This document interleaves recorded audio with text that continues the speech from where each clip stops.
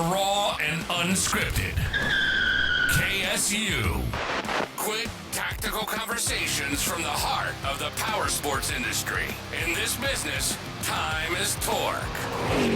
So hit the ignition, twist the throttle, and let's fire it up. Mark Sheffield. We're back Morning. with another episode. A normal episode for us. We've done a lot of interview posts lately.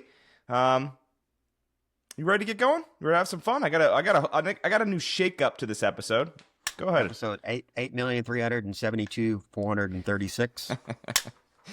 I got a little bit of a twist to this episode. It's going to be somewhat of a interview. I'm going to be interviewing you a little bit. I have a bunch of questions that I want to ask you about a topic that we talked about. So the topic, the baseline of what we're going to be talking about today is going to be promoting the next in line person at your dealership and setting them up for failure.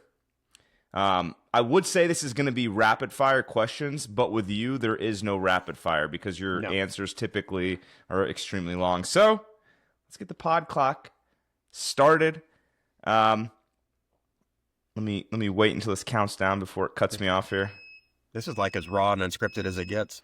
It sure is. You have no idea I'm doing this. So first question. Why do so many dealerships promote the next in line person and quietly hope that they figure it out? I think a couple of reasons. Dealers typically don't kind of have that plan in place for if this key employee leaves, who is going to be the next person up. And I think that there is also an issue of placating employees, that when your sales manager leaves, you've got your top sales guy thinks that he's going to get that job. And in a lot of cases, the dealer might be concerned that if they bypass that top salesperson and bring somebody else in who's maybe better for the position, that top salesperson is going to leave as well. And so I think dealers kind of are their own worst enemy when it comes to these situations. Interesting. Short answer. What you said they don't have a plan in place. What is that plan? And speak to it from the sales side of things and then maybe even the service side of things. What's that plan in place, or what do you recommend for having a plan in place? And should that be ongoing and fluid within the dealership?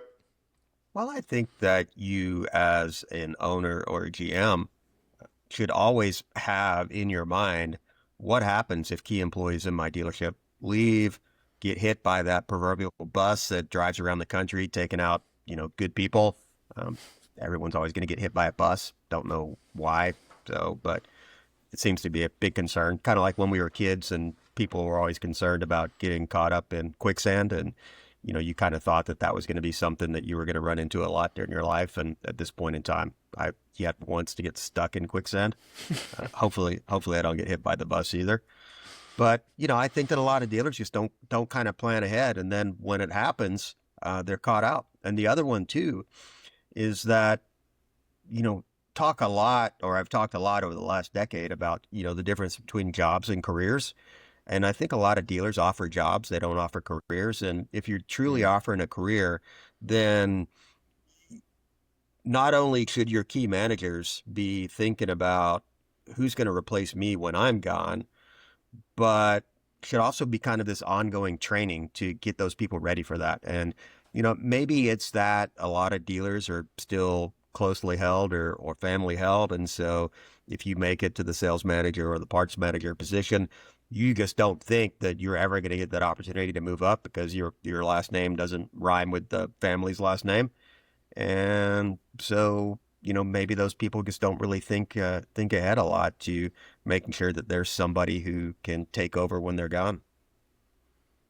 So how do you as the dealer or GM know if someone is actually ready for that next role versus just being loyal to that person or maybe just looking at the org chart and knowing that they're next in line?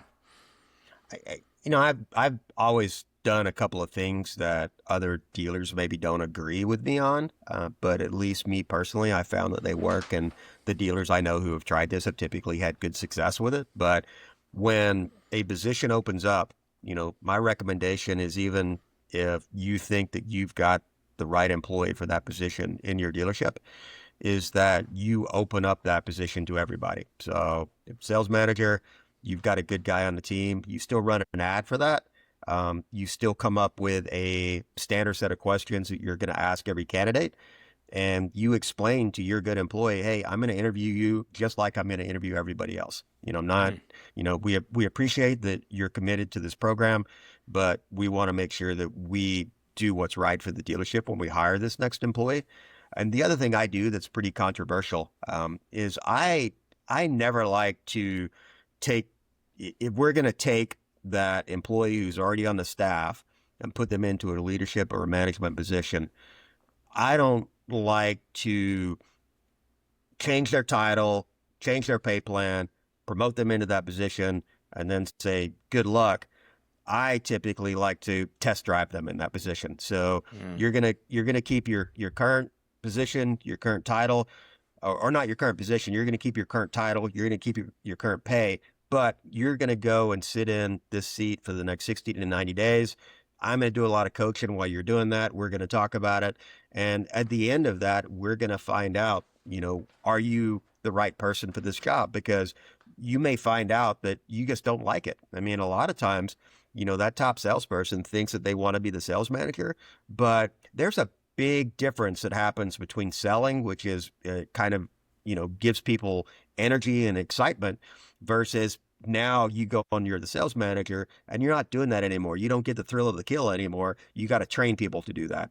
And there's just a lot of people that really don't like that transition. And so I think that, if pride often gets in the way, and if you give that person that title and that paycheck, and then they're there for 120 days and you're like, wow, I made a horrible mistake, to take that person and put them back where they were, it usually doesn't end very well. There's a lot of times that person is just going to leave and they're going to go do something else because pride gets in the way. When I worked at Spader, John Spader's brother, David Spader, had kind of one really quick way to think about people in positions, and that was motivation and capability. And is somebody motivated to do the job, and are they capable of doing the job?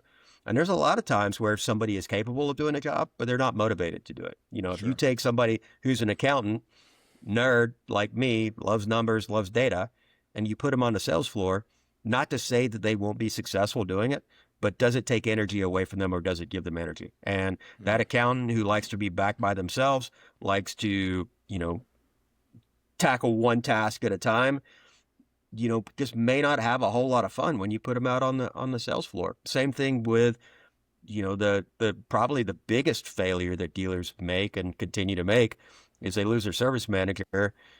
Not many people in the store, GMs, owners, anybody understands how service operates. And so they take their top performing technician and say, hey, I'm going to make you a service manager. And that ends well in like one time out of 8,000. The chances of that working and working well are pretty close to zero, if not right at zero. And, that technician is used to working on one thing at a time. He's used to fixing it, and it works, and he's kind of got satisfaction. Right. And now all of a sudden you put him in managing other people, managing time, dealing with pissed off customers in their face. It's a recipe for failure. So in that scenario, you're suggesting do not hire from within, hire outside? No, I'm suggesting that you advertise that position to everybody who's out there. If that top technician wants to interview for that job, then you have that discussion with them, just like you have that discussion with the other 8 candidates who come in. And you ask the same set of questions, and you give them the scenarios. And if it's an internal employee, I would probably dig a little bit deeper with them, and I would tell them, here are my concerns, and here are the things that you are doing today. Here are the things that you'll be doing when you get that new role. Yeah. Are you going to enjoy doing that? So on either side now, the sales and F&I side, or service advisor, service manager position, either side of the house there, how long should you realistically give someone to succeed before making a change? And what early warnings that a promotion isn't working do you see? Probably 90 to 120 days. I think that, with coaching, with support, if you are just going to put that person in that position and then leave them alone because you don't have the experience, or, in a lot of cases, what happens in a power sports dealership, the owner, the GM, knows how sales and finance works because that's where 80% of owners and GMs come from. They don't know anything about parts and service. And so you hire that new parts manager or that new service manager, and you're like, yeah, good luck, figure it out. Enjoy all the broken systems that you're inheriting and all the old parts and the aging repair order list that's got a whole bunch of stuff on there that's 300 to 400 days old. We're gonna really set you up to fail early on.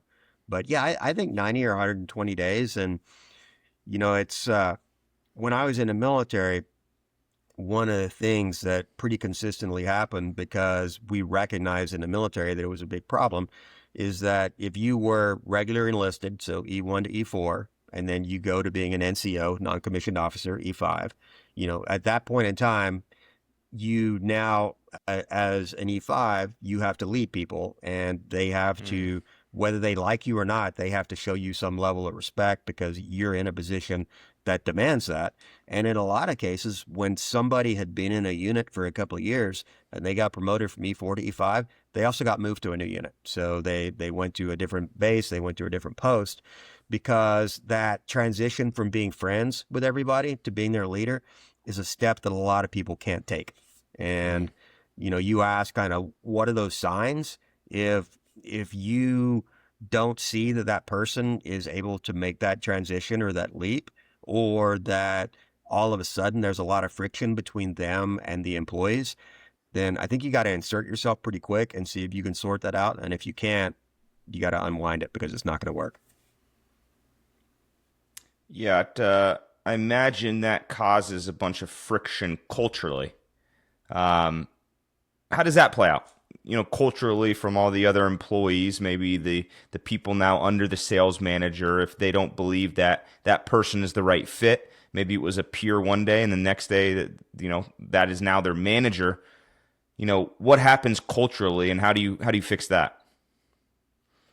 I think that as a leader, you're the owner or the GM.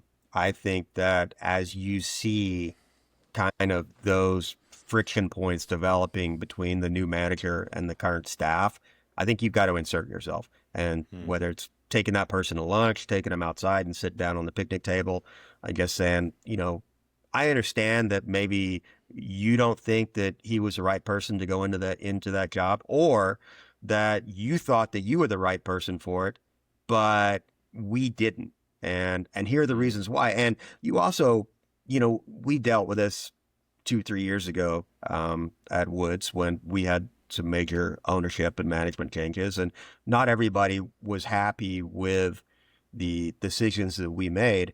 But I think one of the things that we did try to do was to go back to those employees who thought maybe they should have been promoted and weren't, and just explain to them why we made that decision. And also, these are the things that you need to work on if the next time that this opportunity arises, if you want to be considered for that. And so these are things that you need to work on that will make you a better fit for that position. And when we decided at Woods to hire a new GM, I mean, there were 4 people that were involved in that decision-making process. We needed to come to consensus on it. And we did pretty quickly because we asked the right questions, and we looked at, what are not only the capabilities of the individuals, but their motivations, and who's going to be the right person for that job. Was everybody happy with that decision? No, but a couple of years on, I mean, we didn't miss a beat when that happened. And I would look back a couple of years later and say, we made the right decision. Good. You talked about some of the things that you would talk to someone about, areas to improve, to be considered next time. I want to dive into that a little bit specifically. What's most commonly missing from a top salesperson becoming a manager? The ability to take the skills that they have and teach other people those skills. What happens? You got a really strong salesperson who you move into that sales management position when that salesperson comes up, that new salesperson, and he's like, yeah, I've done what you told me to do and it's not working. And a lot of times, that sales manager won't just slow down and think about it for a second and say, here's what I want you to do. And here is exactly what you need to do versus, oh, let me just go out there and talk to that customer real quick and deal with that situation. And, that ability to train people the skills that you've got, I've never quite been able to put this into words, but, I'll try to do my best here, is that when my managers came to me and they were frustrated because one of their employees had made a mistake, had made the same mistake over and over again, and they're like, why can't they do it like we train them, or why can't they do it like I do it? And I would always explain to them, I'd say, there's a reason that you're in a manager position, and there's a reason that 80% of our employees are not managers. And unfortunately, be it right or be it wrong, of those 80% of our employees who were not managers, the majority of them are probably never going to be managers. I mean, not everybody has those skills to lead people, to make financial decisions, to guide a business going forward, to continue to make it successful. And that's not right. It's not wrong. It's just the reality of the situation. I mean, the example that I used to give all the time, and you may have heard me talk about this before, but it's at McDonald's, the guy or the girl who puts salt on the fries.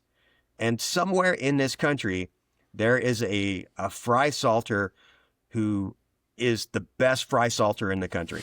So they have the ability to shake it on there with the right height and the right velocity so that the salt sticks just perfectly. And when the customers eat those fries, they're like, holy crap, this is the best fry I've ever eaten in my life. And it's all because of that one fry salter. But there comes a point with that fry salter where he's been doing that for 2 or 3 years, and he's got a couple of pay raises, and he's making as much money as any fry salter in the country. And you get to a point where you're just like, if this is the job that you want to hold down, you're making as much as you're ever going to make doing this job. And if you want to make more, you've got to take on more responsibility. You've got to lead people. You've got to learn how to put, the Caesar sauce dressing on the Caesar salads and the mustard on the hamburgers. And I know you love putting the salt on the fries, but at some point in time, this is as good as it's going to get for you unless you're willing to take on more responsibilities. But the sad fact there is that there are just some of those people that they are tapped out, and they came out of the womb with the genes that were going to make them a really, really good fry salter, but they were never going to be able to move up to the condiments station. It's a great analogy. Moral of the story: don't be a fry salter the rest of your life. Move up to the condiments. That's fantastic. The pod clock. I did not get anything from McDonald's for mentioning that, but I give you my Venmo account if they want it. Yeah. Pod clock spoke. That's to keep us on track here. I do have two ones that I wanted to ask you left. I'm a metrics guy. I'm an analytics and data guy, so I got to ask you this one. What metrics should you use in the first 6 months to know if a promotion is working? I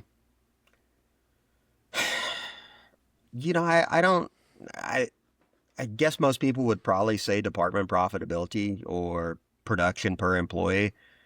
I think that I would probably be interested in just kind of looking at those fundamental measures of, let's say, the parts department. Let's say we're talking about a parts manager. What is our fulfillment rate on parts to service? Are we doing a good job of keeping the items in stock? Are we managing the manufacturer's OBS return programs and working with our vendors to send back product that we don't need? Is inventory in a good level? Are employees producing at the rate that they need to be producing at? Is our sales per employee on the front counter, is it good? Is the service department happy that we've got somebody who's dedicated to taking care of them back there? I think I'm a little bit early days, I'm probably going to be a little bit more focused on process versus just those pure financial metrics.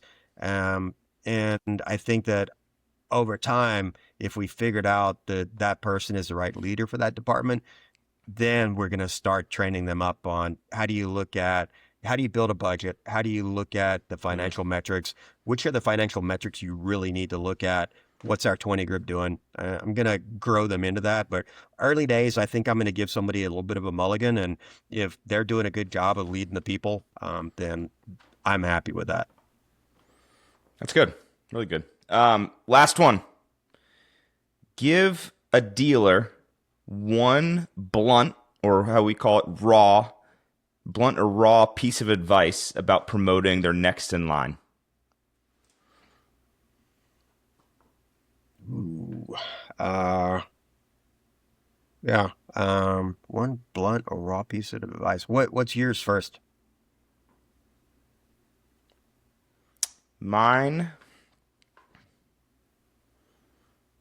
Okay, so you're asking me questions you don't even know the answers to.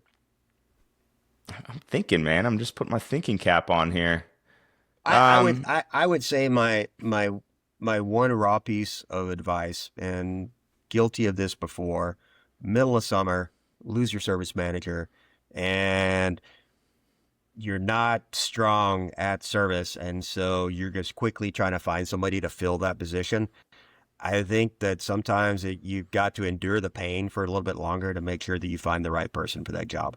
And I think that if you just quickly say, I'm going to take our senior service writer and make him service manager, or I'm going to take my top technician and make her the service manager, that's not going to end well. So even if you got to endure a little bit of pain, then slow it down and make sure that you hire the right person for the job. That's good. I would take your advice from earlier in this conversation, say that would be my piece of advice is don't jump so quickly to look within.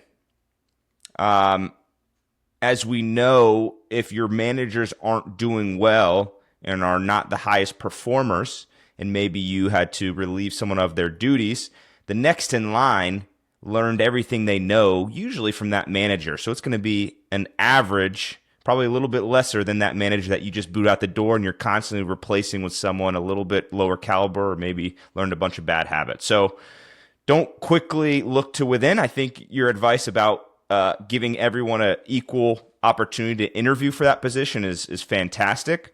There's so many good resources out there, and there's a lot of good people out there. Sometimes bringing someone from the outside in is not the worst thing for your organization and can help you in the long run. So I'm going to use your piece of advice and use it as my piece of advice. I will say that, and I'm working with a dealer on this right now, and it's really a painful point, but, dealer has got a person who they promoted into a director position and has been there for a long time, like more than a couple of years, is not working out.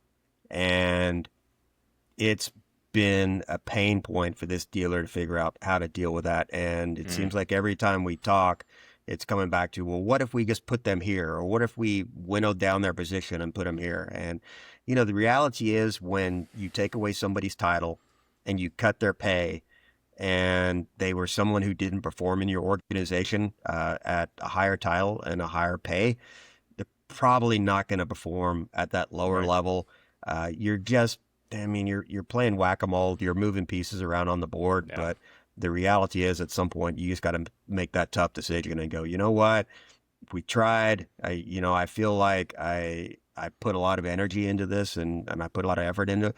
It's not working out. I mean, one of the things I learned early days, and I don't know who told me this or who taught me this, but one of the things that I was told early on was that if you ever fire somebody and they're surprised, you failed in your job.